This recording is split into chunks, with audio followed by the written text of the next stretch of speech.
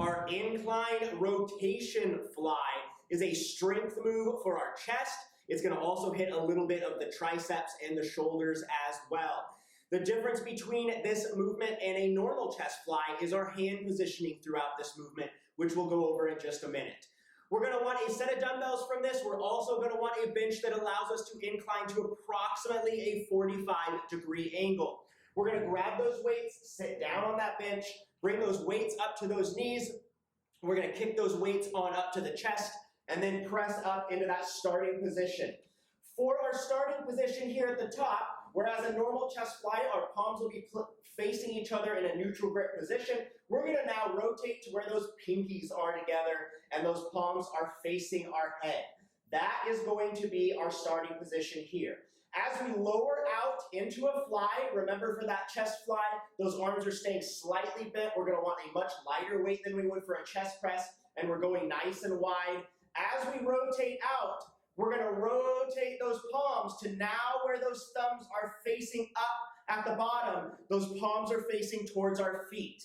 We're then going to rotate as we come back up, pinkies together at the top, palms facing the head.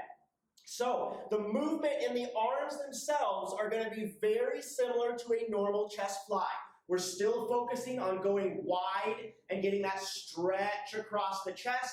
The only difference now is going to be the positioning of our hands throughout this movement, and that's going to affect the stretch that we're able to get in our chest. So again, remember, arms slightly bent, pinkies together at the top, rotate, still get that big stretch as you go nice and wide, act like you're giving somebody a big hug, thumbs are facing the ceiling at the bottom, and then we are rotating again as we come back up.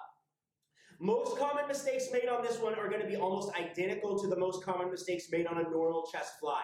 First off, not having a good solid base of support, so really make sure those feet are planted on the floor, the head, shoulders, and the hips are planted against that bench throughout that entire movement. We're not lifting the feet up off the ground or twisting with the spine. The other most common mistake made on this one is bending the arms too much and turning it into a cheater fly or a normal chest press. So remember, those arms are slightly bent, just a little bend, and we're keeping that little bend as we go really wide out here. We're not coming in here where those hands are in close to the chest and those arms are really bent. This isn't a chest press. We're going really wide in order to get that stretch across the chest. So you're going to want a much lighter weight than you normally would use for a chest press for this one.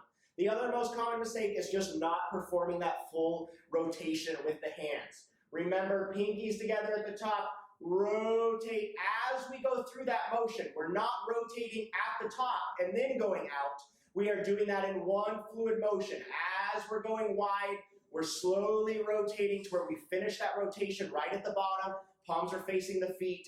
And then we're rotating as we're coming up, squeezing the chest as pinkies to come together at the top. Slow this one down first, grab a really light weight to get comfortable with that movement, and then start to progress up and find a more challenging one from there.